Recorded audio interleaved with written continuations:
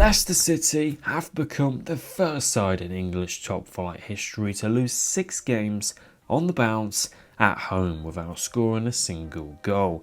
In the last 11 games in the Premier League, they've scored 4 goals and conceded a whopping 29. 11 games, 1 win and 10 defeats. The Foxes are absolutely hopeless. They've gone from being supposedly the best, most excitingly well-run club in the top division to one of the worst. Today's video looks to have a deeper dive at some context within their form, the tactics, the players, what's going wrong for Ruud Van Nistelrooy, and a closer look at that Brentford game. Let's go. So, going into the game versus Brentford, it was a must win, which has been said for a long time.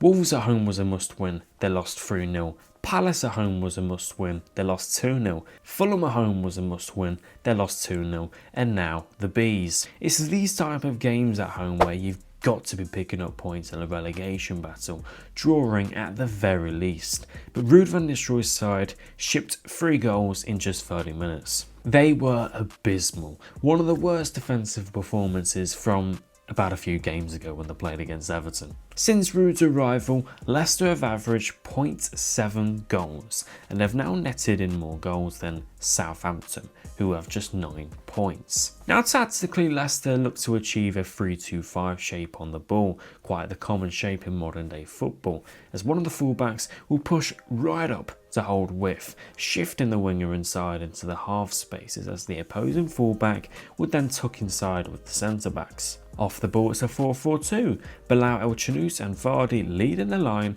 as it aims to be compact and shut a team out by forcing them out wide. Except when the ball actually comes out wide, there's no counter to this. Now this changed a little versus Brentford, which I'll get into, but as evident by their poor league form, none of this works. I think Van Nistelrooy does have some decent principles and has gotten Leicester City playing good football at times, but you cannot excuse how bad they are on the pitch, how bad they are defensively, and some of the inclusions he makes in the starting 11. He isn't innocent here by no means. Off the ball is where the problems arise quite strongly. Structurally with Van Nistelrooy, there's so many gaps, often between the fullbacks and the centre-backs or midfielders being dragged away very easily. When they sit in a low block, there are gaps, but also a lack of pressure on the ball when they're being played through. Defensively, they are just so passive, naive, and a real lack of intensity.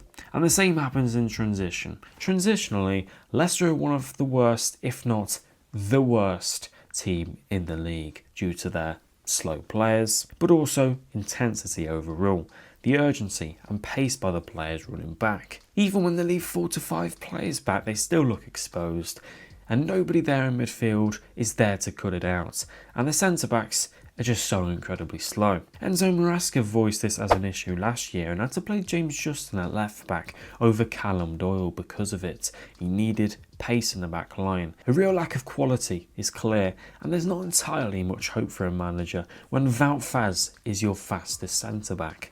On the ball, it's hard to identify Leicester City. Are they a danger on the counter-attack? No. Are they a threat from wide positions? No. Are they a threat aerially with crosses into the box? No. All the game plan consists of is relying on 20-year-old Boubakary to run the game, and then he has to create chances with players who aren't good enough and with more appealing sparks that sit on the bench. It is of course a championship level squad, I think we can gather that, and that explains the evident lack of quality all round. But to be playing Jordan Ayew and Bobby De Cordova-Reid over Steffi Mavrididi and Facundo Buonanotte is baffling. But let's take a look tactically at the game versus Brentford and what went wrong, because I can tell you a lot went wrong. Ruud tried something different in the shape on Friday night, and for me it looked a lot like Fulham's shape, just significantly much worse of course. On the ball it looked like a 4-1-2-3. Kristiansen and Koulibaly look to be positioned more traditionally in this phase, as Soumare sits back as a defensive midfielder, with Elchinus and Wilfred Ndidi pushing up as those higher eights. Fulham do this too with Lukic and Emil Smith-Rowe and share quite a similar shape in that middle third. As it progresses more and more into the half, it will become a bit of a 2-3-5 with the fullbacks moving forwards. One of Koulibaly or Kristiansen may make an underlapping or overlapping run. Off the ball, Leicester aimed to be aggressive as it was a game they needed to go and win. It was an aggressive 4-2-4 when Brentford played out from deep, with Ndidi being a little bit more aggressive and higher up than Soumare, and Faes stepping out as the aggressor of the back line, before it then became the usual 4-4-2 as soon as they dropped deep. However, Leicester got ruined by Brentford. Brentford are a good team with a good manager. I like them, but they weren't that good. It was that Leicester were that bad, especially off the ball. On the ball, they had some good moments, got into good areas due to Bilal El-Chanous and his passing, but there was an obvious lack of quality and confidence in the final third.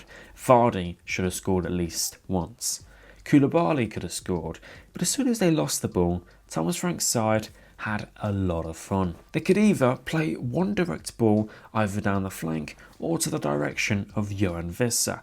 Down the flanks, Mbeumo and Sade were very fast players and they were going to get there ahead of the fullbacks every time.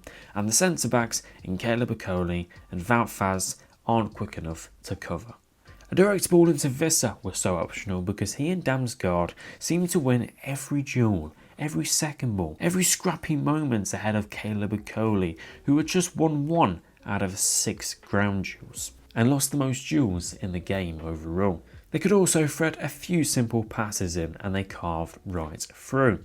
The gap in Leicester's midfield was absolutely criminal, providing no protection for an already very poor back line.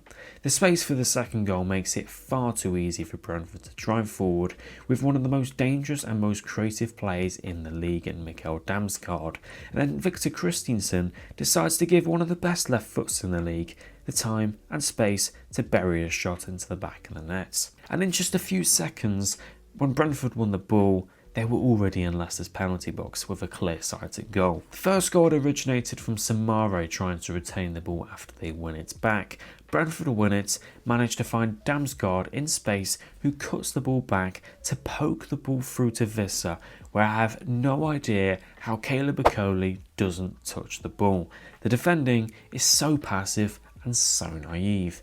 You cannot expect to stay in the division with these centre-backs or expect a manager to get something out of that when your selection of centre-backs is Wout Faes, Conor Coady, Okoli and Yannick Vestergaard. The third goal came from a silly set-piece goal, which was the cherry on top to the poor defending on show. A lot of ball watching and passiveness as the game was out of their hands in just half an hour. The players looked lost, the crowd had turned and started booing, so the players' confidence was entirely gone, and then made it a very hard watch. They were struggling to do the basics, to even clear the ball, pass the ball right, and it's hard to talk about tactics and structures when the players are so poor as the ones on show. De Cordova-Reid, shocking. On the ball, offered nothing, and his off-the-ball work seemed to be what gets him into the team. Well, that was shocking too. Ayew, shocking. Okoli, Faes, Kristiansen, Soumare, Ndidi, everyone was appalling. I think Van Nistelrooy tried something slightly different, but unfortunately there's too many flaws, both within his players, their personnel and the structure itself. The 4-1-2-3 shape was an interesting one, but also interesting positionally. There was no real positional discipline, so then you'd expect to see rotations looking to puzzle the opposition, but Leicester didn't move the ball fast, quick enough for that to happen, or have the players to really scare the opposition back line. I mean, Jordan Ayew isn't threatening 1v1 or creative and seems to have fugazied his way to 4 league goals. De Cordova-Reid is the same whilst being a lightweight in duels. Ndidi pushing further up only brings aerial threats because besides that, he treats the football like a very bouncy grenade. And the same with Kristiansen, whose crossing and all-round game is poor, and the fourth goal sums up his defending. So there was nothing from the team selection to threaten Brentford, to get in behind, to drive into space, to find Vardy's runs, besides the Moroccan number 11. Soumare in the 6 as well was a poor choice. Soumare likes to carry the ball forwards and pass the ball forwards, whilst being able to drive that bit forwards himself too. Defensively, he doesn't have the legs or awareness to cut out play, so that immediately meant that LCFC would be exposed on the break and he would be left massively isolated. Structurally, I felt it was all wrong too within the player roles. Too many times, Keane Lewis Potter would push right up and find acres of space because, for one, the Leicester winger out of possession doesn't follow the fullback pushing up.